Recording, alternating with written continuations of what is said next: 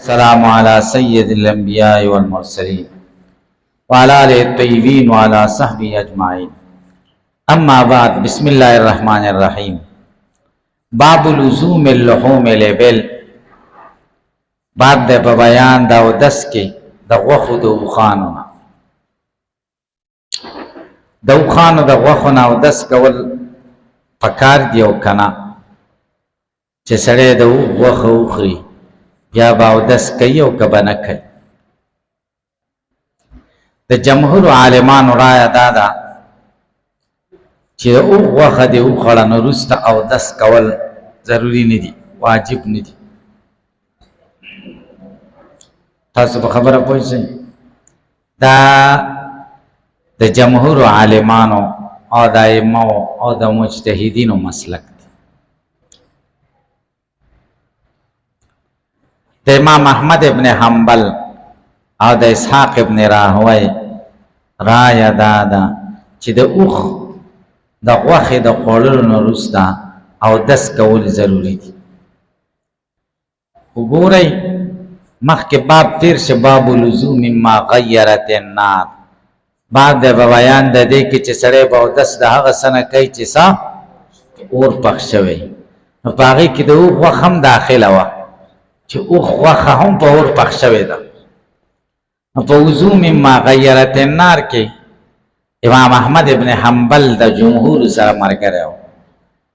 چې په اور څه پخ شوي په هغې اودس کول ضروري نه دي. البته د اوښ په غوښه کې د رایه بیا جدا ده. جمهور عالمان وایي چې د اوښ غوښه دې وخوړه نو اودس ضروري نه دی، او امام احمد ابن حنبل او اسحاق ابن راهوی د اهل ظواهرو نه هغه وایي چې د اوښ د غوښې خوړلو نه بعد اودس ضروري دی. دا د اوښ د غوښې تخصیص ولې راغلی؟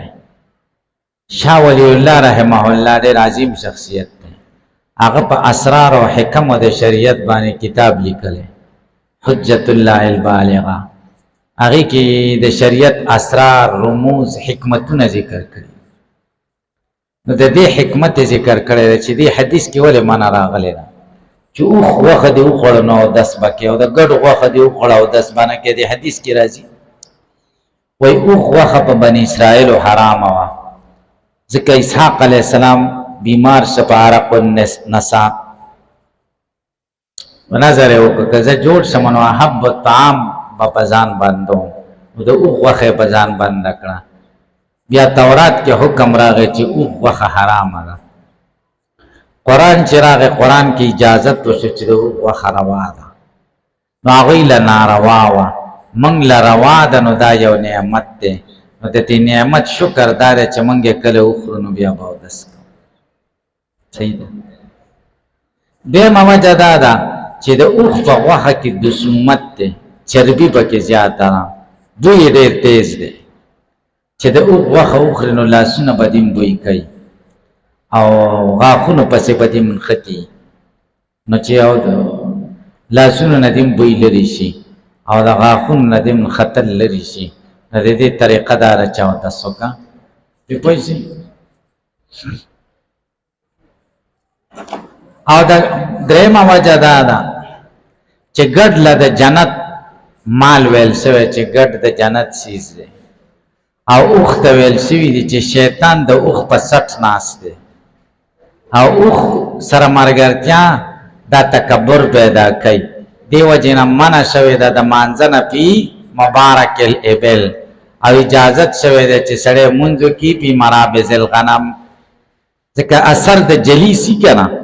د ملګري اثر یې نو د اوښ اثر به در باندې وشي چې تکبر دی، او که د ګډ اثر در باندې وشي عاجزي ده نو خیر دی. وایه بسم الله الرحمن الرحيم. وبه قال حدثنا هناد قال حدثنا ابو معاويه عن الاعمش عن عبد الله بن عبد الله عن عبد الرحمن بن ابي ليلى عن البراء بن عازب رضي الله عنهما قال سئل رسول الله صلى الله عليه وسلم عن الوضوء من لحوم الابل فقال توزأوا منها، وسئل عن الوضوء من لحوم الغنم فقال لا تتوزأوا منها. وفي الباب د رسول الله صلی الله علیه وسلم نه تپوس شو دا اوداسه باره کې د غوښو د اوښانو نه چې د اوښ غوښې وخورو وروسته به اودس کوو، فقال نبی علیہ السلام فرمایل توضؤوا منها د دین او دس کوي وسئل او تپوس ته شان الوجود او دسن من لحوم الغنم د ګډانو د غوښه وخورو بیا او دس کو فقال لا تتوضؤوا منها او دس مکوي دا غینا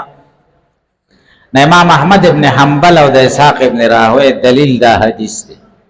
تتوضؤوا منها امر راغه او امر د وجوب د پاره د نو دس واجب دی پس وښی لیکن د استدلال تمنګ سو جواب وکاو او دا جوابونه یاد کړئ دا په ارزه کې ودا سي جاری کی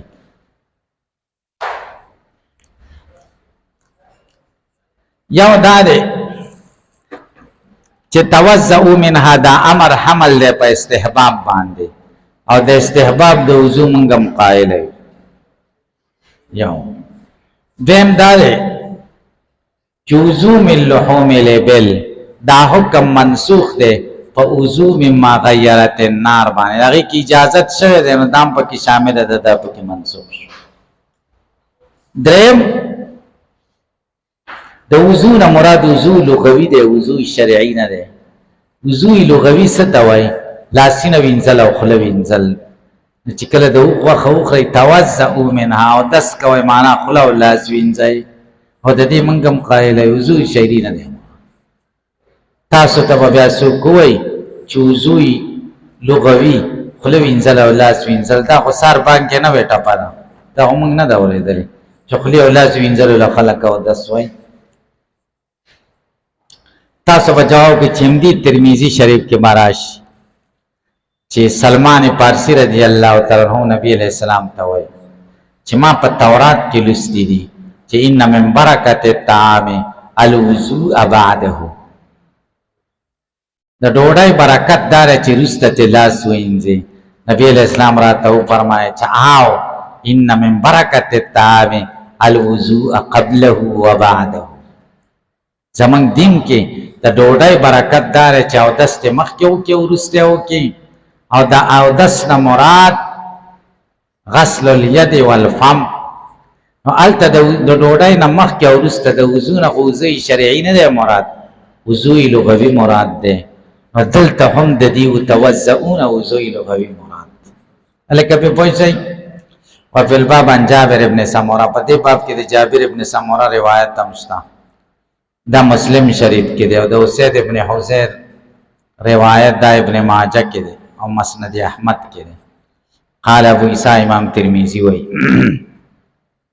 وقد روى الحجاج ابن ارطاد دا حدیث عبد الله ابن عبد الله عن عبد الرحمن ابن ابي ليلى عن اسید ابن حذیر یو خدلته سند له وګورئ مخکې سند کې لږ کلام کوي اعمش روایت کړی دا عبد الله ابن عبد الله نه او هغه روایت کې د عبد الرحمن ابن ابي ليلى او هغه روایت کې د براء ابن عازب نه نو عامش پر روایت کې عبد الرحمن ابن ليلى د براء ابن عازب نه روایت کوي او د عبد الله ابن عبد الله بل شاګرد حجاج ابن ارطاد هغه دا حدیث روایت کې د عبد الله ابن عبد الله عن عبد الرحمن ابن ابي ليلى عن اسید ابن حذیر صحابینا صحابي پکې بدل کم یو صحیح دی حجاج ابن ارطاد حدیث صحیح ہے کدا اعمش والصحیح حدیث عبد الرحمن ابن ابی لیلى عن البراء ابن عازب صحیح حدیث عبد الرحمن ابن لیلى دے دا براء ابن عازب نا الکتی سے پر پوشی دا سندی کلام وهو او دا او دسم اللحوم الابل قول احمد و اسحاق دا دا احمد او دا اسحاق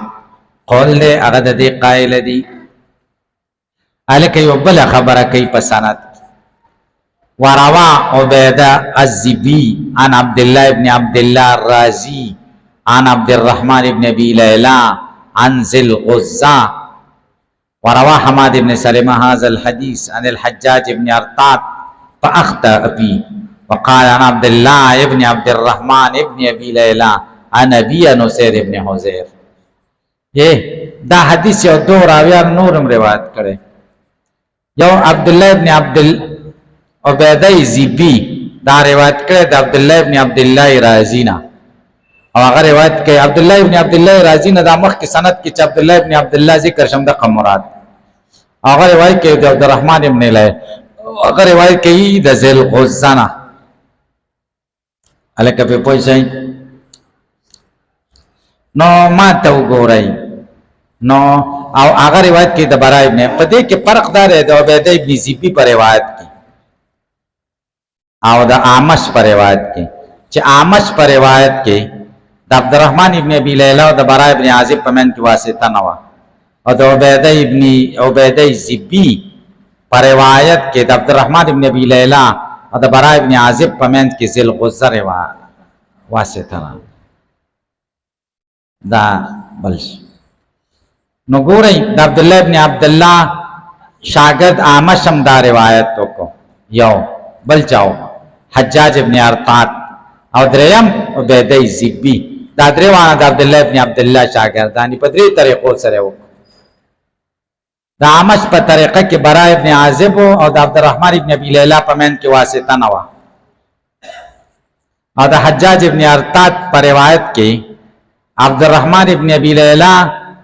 حدیث د اسید ابن حذیر نه روایت کړي واسطه نشته صحابي بدل شوی دا پر او د عبیده زیبی په روایت کې د عبدالرحمن ابن ابي ليلى په روایت کې ذل غزه واسطه ده او صحابي برای ابن عازب الکه په پوی نه شي پر قرن باندې پوی شي وروا حماد ابن سلمہ هذا الحديث عن الحجاج ابن ارطاتنا حماد ابن سلمہ روایت کړي ده فاخطا فی خطا شوی ده څنګه پکې خطا شوی وقال انا عبد الله ابن عبد الرحمن ابن ابي ليلى دا عبد الله ابن عبد الله رازي دا د عبد الرحمن ابن ابي ليلى زوی جوړ کړي دي ان ابي غد پلان نه روایت کوي چې څوک دی عبد الرحمن ابن ابي ليلى دی ان اسید ابن حذیر نه او حال دا دی چې عبد الله ابن عبد الله خد عبد الرحمن ابن ابي ليلى زوی نه دی کړه شاګرد دی والسيء عن عبد الله ابن عبد الله رازي عن عبد الرحمن ابن ابي ليلى عن البراء ابن عازب دا صحیح دی او دا سند د چا دی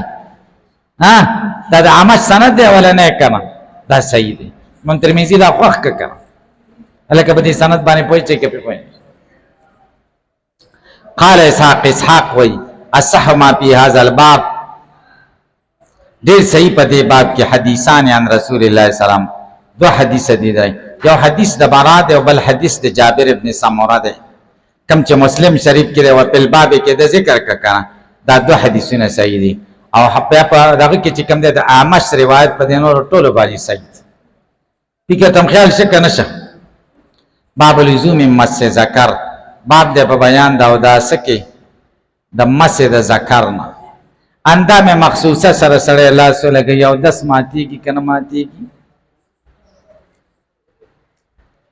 تاسو په خبره باندې پوښتنه کې پوښتنه دا یو اختلافي مسله ده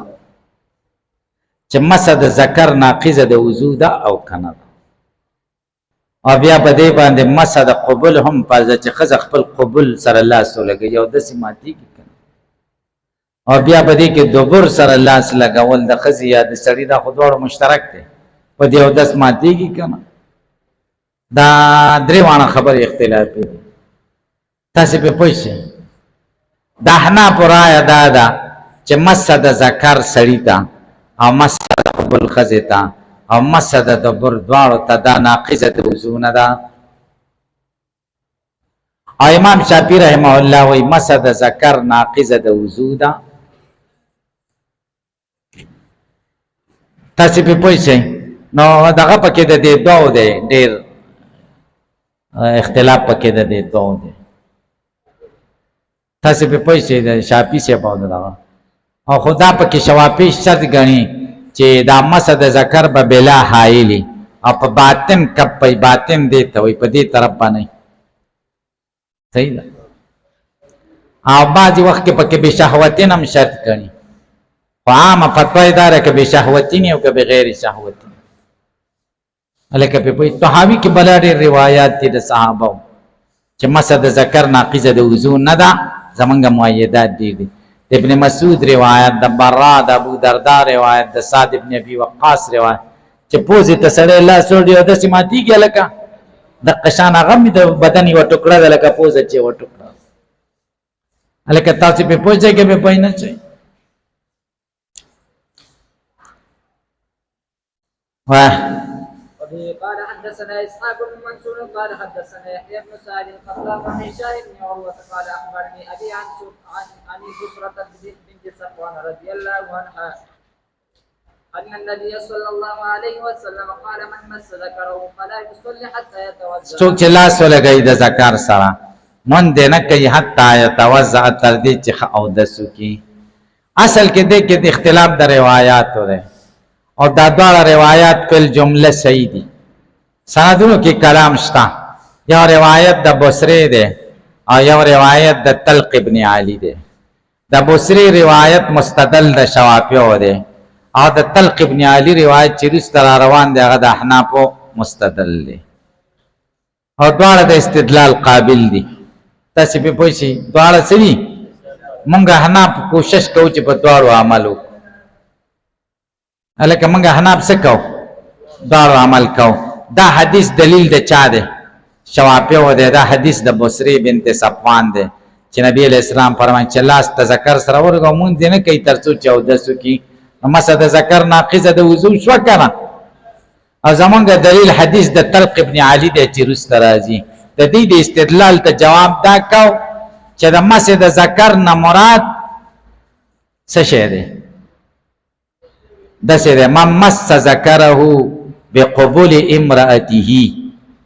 مباشرت فاحشه مراد ده او جما ونشي دا ناقضه د وضو د ذکر دلته مزنه د اخراج د مزیو ده. الکه تاسو په خبره پوه چې دا یاد ای ابن الحمام دې لوی سره دې زمونږ مذهب کې محقق هغه وای مطلب د حدیث دا د مس ذکره چا چې میتیاز وکړي نو پلیه توزع او دسته وکي. مسد ذکر کنایه ده د بولونه ځکه چې څوک تشي میتیاز کوي نو مسد ذکر کوي کنه بغیر د دینه غو نه کیږي کنه. بغیر د دینه په خوب کې ور خوشي کی سره چودې ماشومان بس ویاله کې شیطان ورته راشي و ډیران ده په ور خوشي کړه په ډیران ور خوشي کې چې سبا را پاسي نه بسترې ټول لړلې دا چې د کنه د محمد عمر تاسو به په چې دا مسانه کمزوري کړه ناغه وای د دې دا معنا د مس ذکره دا کنایه د چانه د باولونه. وفي الباب په دې روایت کې د ام حبیبی روایت هم شته د ابي ایوب او د ابو هريره د روان دي. واروا ابنه انیس روایت هم شته د ابو نعیم ذکر کړي په حلیه کې او د عائشه روایت داری قطنی کې او د جابر روایت بیهقی کې او د زید ابن خالد روایت مسند بزار او مسند احمد کې دي او د عبد الله ابن عمر روایت دا مسند احمد او بیهقی کې. قال ابو عیسی امام ترمذی و دا حدیث حسن صحیح ده. هکذا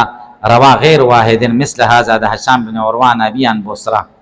وروا ابو اسامه وغير واحد دا حدیث د هشام بن عروه ابي عن مروان عن بصره مروان په من کې واسطه ده. عن نبی زم قال حدثنا بزاي كساق منصور قال اخبرنا اسامه بهذا وروا هذا الحديث د دې حدیث روایت ابو زناد کړه عروان بصره نو عروه د بصری روایت کړه په من کې واسطه نشته. عن النبي زم قال حدثنا بزاي غريب بن حجر قال حدثنا عبد الرحمن بن ابي زناد عن ابي عن عروه عن بصره عن النبي صلى الله عليه وسلم نحوه وهو قول غير واحد. دا وضو من مس ذکر دا قول د ډیرو تنانو د من اصحاب النبي صلی الله علیه وسلم د نبی اسلام صحابه او تابعین و به یقول الاوزاعی والشافعی واحمد واسحاق. امام اوزاعی دا د شافعی دا د احمد هم دا د اسحاق هم دا د احمد مشهور روایت دار بل روایت مشتا. قال محمد امام بخاری و یصح شیء فی هذا الباب ډیر صحیح شی په دې باب کې حدیث د بصری دی چې دا دال د په نقص د وضو د مسجد ذکرنا. قال ابو زرعوی حدیث د ام حبیبی په دې باب کې اصح دی او دا حدیث د الله ابن حارث عن مکحول عن بصا ابن ابي سفيان عن ام حبیبه ده. وقال محمد امام بخاری وی لم يسمع مکحول من انبسا ابن ابي سفيان تا مکحول سما تا انبسا ابن ابي سفيان نه ده ثابته. وروا مکحول ان رجلن او مکحول روایت کړ دی یو سړی نه د انبسا نه غیر د دې حدیث نه نور حدیث روایت کړی دی او په من کې واسطه شته. وکانه لم يرى هذا الحديث صحيحا گویا کی هغه نه غني دا حدیث صحیح. امام بخاری دا حدیث صحیح نه غني، دا انبسي حدیث. دا خدا هغه دلایل تر امام ترمذی ډېر کمال کړی دی. دا غي دلایل ذکر کی په اور پسې د بل مذهب والا دلایل جامع د دلیل دی. وس زمونږ دلایل ذکر کی باب ترک لزوم مس ذکر وا. وبه قال حدثنا هناد قال حدثنا ملازم بن عمرو عن عبد الله بن بدر عن قيس بن طلق بن علي الحنفي عن ابي رضي الله عنه عن النبي صلى الله عليه وسلم قال وهل هو الا مزغه منه او بزغه. طلق بن علي حنفي وای د پلان نو کې د انبیاء سامنا قال وهل هو نه دا ذکر الا مزغه منه مگر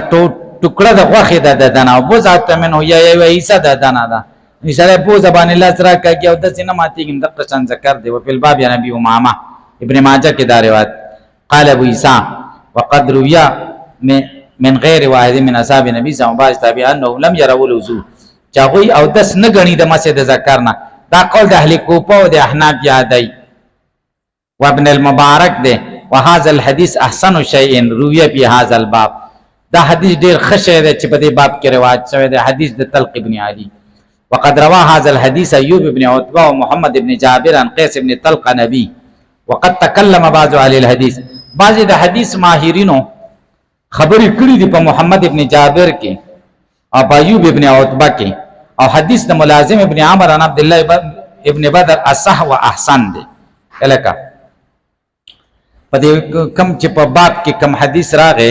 هغه حناد روایت کوي د ملازم ابن عمر نه او هغه روایت کوي د عبد الله ابن بدر نه هغه روایت کوي د قیس ابن طلق نه چانه قیس ابن طلق ابن علی نه او قیس روایت کوي د پلار نه چې طلق ابن علی دی نو دا حدیث د طلق ابن علی دی او روایت کوي د ملازم ابن عمر د عبد الله ابن بدر نه وسمدق شان حدیث ایوب هم روایت کړی د ایوب ابن عتبہ او محمد ابن جابر د قیس ابن طلق نه واغه د پلان نه روایت کړي. لکه عبد الله ابن بدر چې څنګه روایت کړی دی د قیس نه همدارنګه کې محمد ابن جابر او ایوب ابن عتبہ هم روایت کړی دی. د حدیث عالمانو په محمد ابن جابر او ایوب ابن عتبہ کې کلام کړی دی او په ملازم کې نه کړی په ملازم ابن عمر کې چې هغه روایت د چا نه کوي د عبد الله ابن بدر نه قیس نه. امام ترمذی ذکر دا ذکر کړي چې کې کلام نه دی او حدیث د ملازم ابن عمر عن عبد الله ابن بدر اصح دی او احسن دی ډېر صحیح دی او ډېر ښه دی نو ځکه ما ذکر کا لکه په پوهیږئ